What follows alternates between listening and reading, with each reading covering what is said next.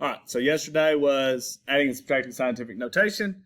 Today we're going to look at multiplying and dividing, okay? Your rules from yesterday will still apply, like our exponent rules, guys.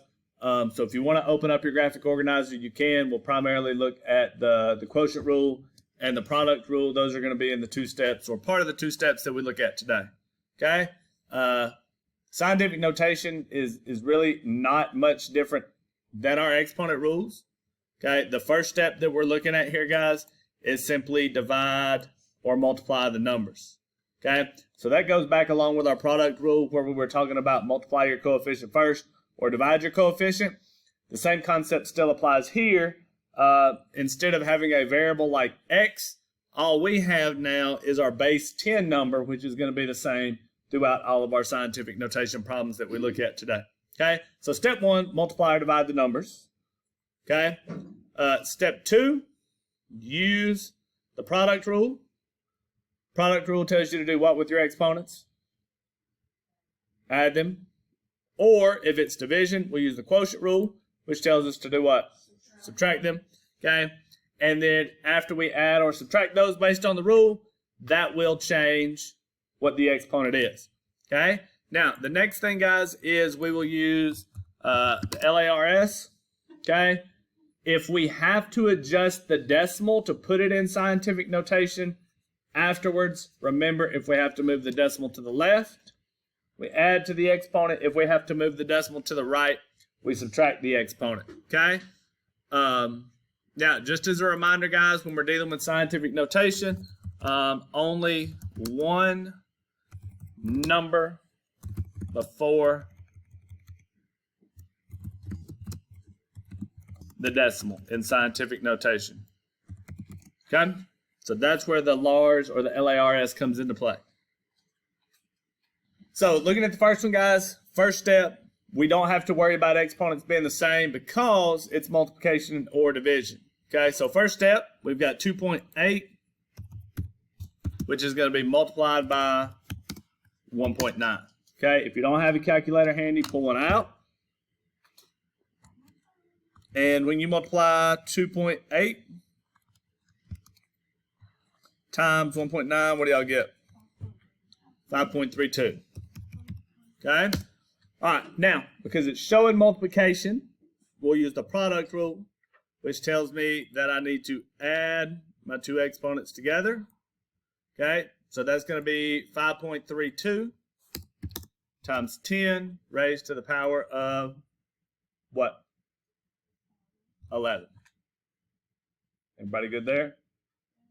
Questions so far? Okay, we're going to go straight down to 27. No, excuse me, let's go to 26. We go 26. All right, so we simply have 1.3. Again, multiply or divide our numbers. Here it's multiplication, so we've got 1.3 times 4.7. And you guys should get what? 6.11. Don't forget. Then product rule tells me we add my exponents. So 9 plus the negative 5 is raised to the power of 4. Okay. All right, so we're going to skip to 28 here real quick, guys. We've got 9.8 times 10 to the negative 24. And 7.5 times 10 to the 27. So we simply have, remember, multiply your numbers together, 9.8 times 7.5. Okay, 9.8 times 7.5. You should get what? 73.5. Good. All right, that's going to be times 10 raised to the exponent of what? Of what? 3. Okay? Now, going back to what we know about scientific notation, guys, you only have one number in front of the decimal place. Okay? Here we've got 2, so we simply have to just move it one place. But now, based on what we know, if you move the decimal one place to the left, what do you have to do to the exponent? If we go to the left, we do what to it? Add. Okay, if we move it to the left, we add. So that's going to be 7.35 times 10 raised to the power of what? 4. Okay? 4. Okay? We are going to look at another one. Let's go look at 27 real quick. All right, so 27, we got 3.4 times 8.5. And we get 28.9. Good. And that's going to be times 10 raised to the power of what? 4. Okay? Now, back to what we know about scientific notation. Only one number in front of the decimal. So we have to move the decimal in between the 2 and the 8. Okay? If we move it to the left, we got to do what to the exponent? Add. So now it's 2.89 times 10 raised to the power of what? 5. All right, so now we're going to look at a handful of division problems, guys. The concept stays the same. If it's division, you divide the numbers, okay? And then use your quotient rule. And quotient rule tells us to do what? Subtract the exponents, okay? All right, so here we've got 3.72. 3.72, and that's going to be divided by what? 1.2. Okay? All right, 3.72 divided by 1.2. It does give you 3.1, and that's going to be times 10 raised to the power of 3. Because remember, quotient rule tells us that we must subtract our exponents. Okay? All right, looking at 30.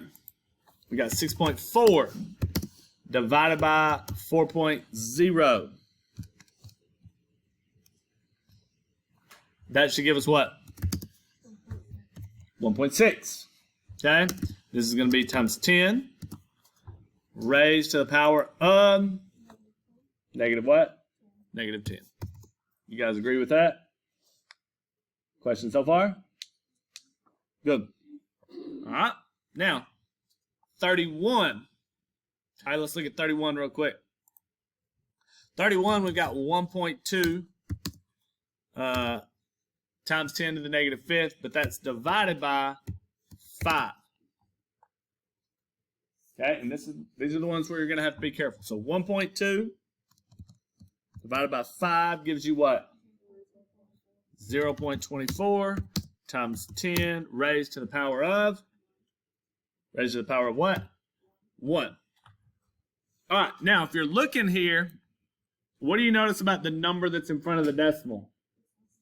It's less than 1. There's no 0 or there's no value to that. So what do we have to do with the decimal? This means we're going to end up having to move it one place value to the right. Okay? Because you've got to have a value in front of the decimal. So now, if we move the decimal to the right, what happens to the exponent? It goes down. We're going to subtract. So we've got 2.4 times 10 raised to the power of what? 0. Okay?